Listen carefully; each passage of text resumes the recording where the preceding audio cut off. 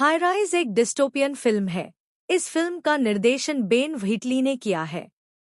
यह फिल्म 1970 के दशक के एक हाई राइज बिल्डिंग में रहने वाले लोगों के जीवन और उनकी सामाजिक और नैतिक व्यवस्था के पतन को दर्शाती है।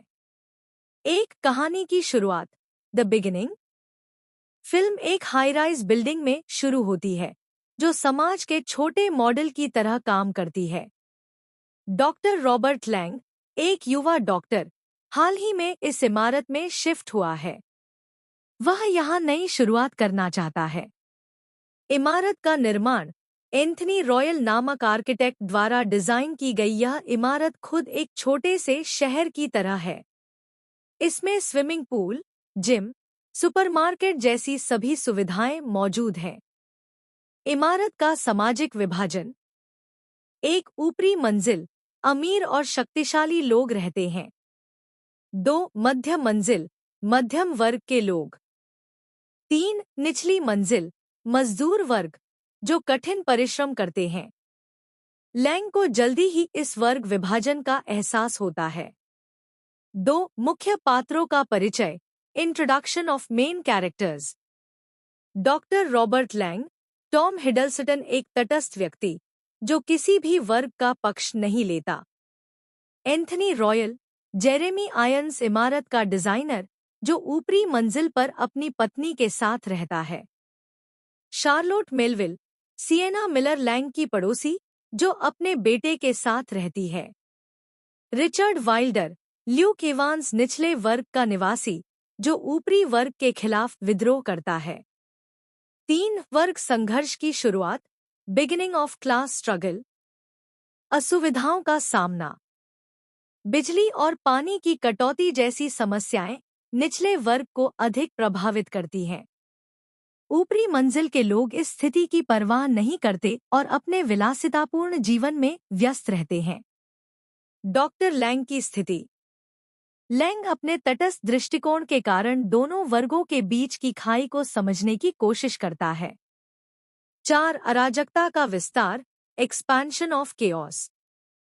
सामाजिक तनाव, रॉयल और उसके समर्थक ऊपरी वर्ग को बनाए रखने की कोशिश करते हैं।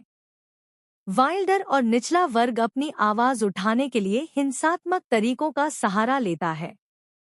बिल्डिंग का पतन, लड़ाई और विद्रोह के कारण इमारत में अराजकता फैल जाती है। सभी वर्गों के लोग अपनी मानवता खो देते हैं और आदिम प्रवृत्तियों में लिप्त हो जाते हैं। 5 लैंग का दृष्टिकोण, लैंग्स पर्सपेक्टिव। लैंग न तो ऊपरी वर्ग का समर्थन करता है न निचले वर्ग का। वह अपने अंदर के संघर्ष से जूझते हुए खुद को बचाने की कोशिश करता है। 6 चरमोत्कर्ष, क्लाइमैक्स। अराजकता का चरम, बिल्डिंग का हर कोना हिंसा और अराजकता से भर जाता है। ऊपरी वर्ग के लोग अपनी सत्ता खो देते हैं। निचला वर्ग विद्रोह में पूरी तरह से तबाह हो जाता है। रॉयल की मृत्यु, रॉयल की हत्या कर दी जाती है। लैंग की भूमिका, लैंग इस नई व्यवस्था में खुद को ढाल लेता है। 7 फिल्म का अंत, एंडिंग।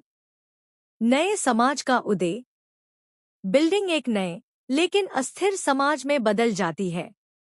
लैंग तटस्थ रहते हुए इस नई व्यवस्था का हिस्सा बन जाता है।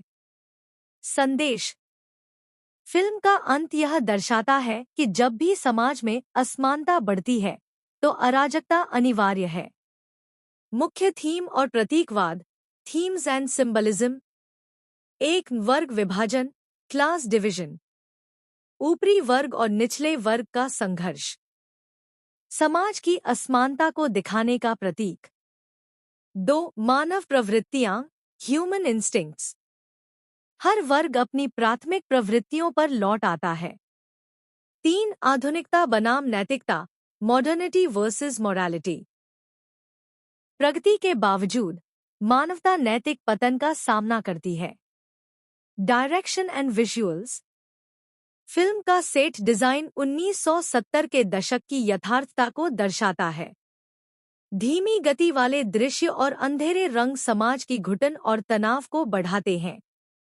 कंक्लूजन, हाईराइज एक डिस्टोपियन फिल्म है जो वर्ग संघर्ष और मानव प्रवृत्ति के पतन को उजागर करती है।